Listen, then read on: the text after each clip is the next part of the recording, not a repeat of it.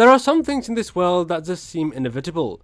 Death, taxes, and Apple doing whatever Samsung did but 5 years later and then calling it magic. And now here we are, staring down the barrel of Apple's latest invention, the iPhone Fold, or as I like to call it, the iPhone finally. So, is the iPhone Fold really worth buying? Well, let's unpack this overhyped tech origami nightmare and then find out. Spoiler alert, probably not. But hey, let's not jump to conclusions. Let's take our overpriced titanium time machine and then fold into the madness. First off, nope, it's not out yet. So you can't buy it, you can't even pre-order it. Apple just slowly dripping leaks and rumors to keep people foaming at the mouth like rabid AirPods. But according to those in the know, also known as analysts who get paid to guess, is supposed to launch in September 2026 for a cozy price of just $2,000, because obviously folding your phone should cost the same as folding your mortgage. So what do you really get for $2,000? A 7.8-inch inner display, a 5.5-inch outer display, and hopefully no crease in the middle, the disgusting crease. Unlike Samsung, which still folds like a used taco, Apple's supposedly using some titanium alloy and something called liquid metal for the hinge, which sounds like a fake thing from a Terminator movie. But okay, now, the display is obviously the big talking point here. Apple's aiming for a crease-free experience, and if they actually pull that off, great, yay, that is innovation. But we have heard that story before. Every single foldable phone says it has a minimal crease, and then you open it up and it looks like someone ironed a sock wrong. So forgive me if I'm skeptical. Inside, the iPhone Fold is expected to pack Apple's A20 Pro chip, built on the newest 2nm process, which is tech speak for more power and lesser battery. It'll probably have 12 gigs of RAM, which is nice, but also, what the hell are you doing on a phone that needs 12 gigabytes? Running NASA? Camera-wise, there is talk of 2 rear cameras and a sneaky under-display selfie cam. Face ID might be gone, poof, but replaced by Touch ID on the side button. Cool, I guess. Unless your thumb's covered in Cheeto dust, in which case, access denied. Now let's talk about that price again, the whopping $2,000. That's not just expensive, that's basically skip rent and live under a bridge, but at least I have an Apple Fold expensive. And for what?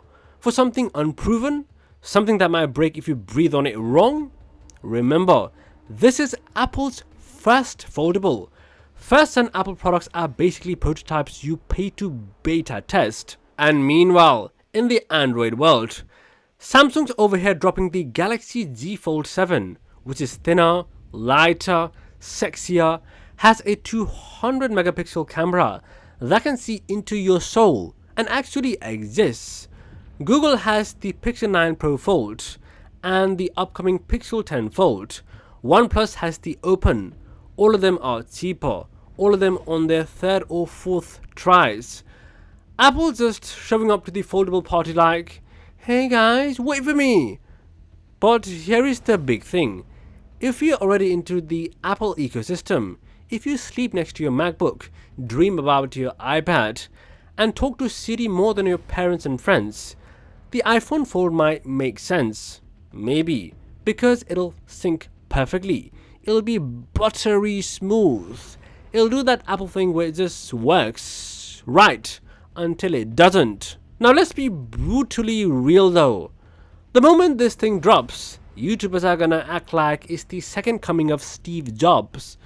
Look at how it folds, look at the bezels, the really thin bezels, look at this hinge.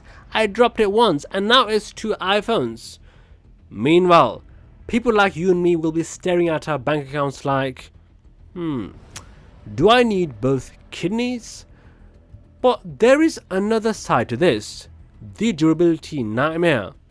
Foldables have a huge reputation, but a bad one. Creases, hinge failures, dust getting in and then turning your phone into a $2,000 paperweight. The Z Fold 7, the 6 had people posting pictures of their screens cracking like eggshells, and those were from companies with years of experience. You really think that Apple on its first go is going to get it just perfect? Please, these are the same people who took away your headphone jack and then gave you courage instead. Also, the battery life. Every foldable phone out there right now struggles with keeping the lights on. That big, huge, fat, juicy screen sucks juice like a vampire at happy hour. The Z Fold 7 clocks in around 11 hours. Meanwhile, traditional phones like the iPhone 16 Pro Max are pushing 17 plus hours. That's a huge bonkers big drop for a bigger screen. And then there is the software. Apple makes great software, no doubt, but this is uncharted territory. They'll need to make iOS work like iPad OS on a phone that folds. That's a lot of rethinking UI UX. Some apps just won't play nice, others will stretch just too weird. And you know there's gonna be bugs, the big ones, probably with teeth. Now let's look at the foldable market right now. The Samsung Z Fold 7 is already out, rocking a gorgeous AMOLED display, insane brightness, camera setup from the future, and that beautiful and sexy Android flexibility. The Pixel 9 Pro Fold has Google software magic and snappy software, and the OnePlus Open is the value king, $1,700, and you still get most of the goodies. So why in the hell would any normal person wait a year for Apple's foldable, pay more, and risk all the early problems? Because it's Apple, that's it. That's the reason.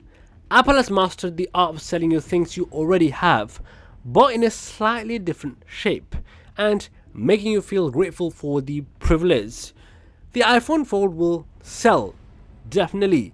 It'll sell millions, not because it is better, but because it is Apple.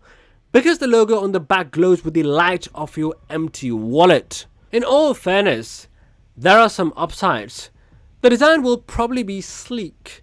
It might be the first foldable without an obvious crease. The integration with iCloud, iMessage, AirDrop, Apple Pay, all smooth as butter. And if Apple nails the multitasking side of the things, this could be a productivity beast. Like an iPad mini in your pocket that makes phone calls. But let's not kid ourselves. This is version 1.0, and if you know Apple, you know the real magic does not happen until the version 2 or 3, or when they finally figure out what it was supposed to be in the first place. Remember the first Apple Watch, the first iPad, the first iPhone SE?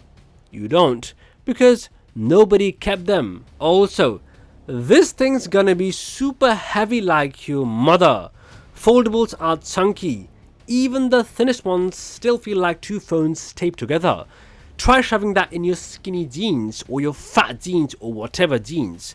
You look like you're smuggling a grilled cheese sandwich. And let's not forget the repair nightmare. Drop it, break it. Hinge fails, good luck. Foldables are expensive to fix, and Apple is notoriously stingy with third-party repair options. This isn't just a phone, it's a subscription to anxiety. So, is the iPhone Fold really worth buying? If you love being first, if you love new shiny things, if you've got the money to burn and you bleed Apple, sure, knock yourself out, flex on your friends with your smug face, fold your phone and unfold your ego. But for every normal pedant out there, wait for the second gen, wait for the box to get ironed out, wait for the price to drop, wait until it's not a $2,000 gamble. Because right now, buying an iPhone Fold is like skydiving with a parachute. Someone just finished showing 5 minutes ago. In the end, let me put it this way. It is just another rectangle, a fancy rectangle, a foldy rectangle, but a rectangle all the same. And no matter how many hinges you slap on it, or how much liquid metal you pour into it, it still needs to prove itself.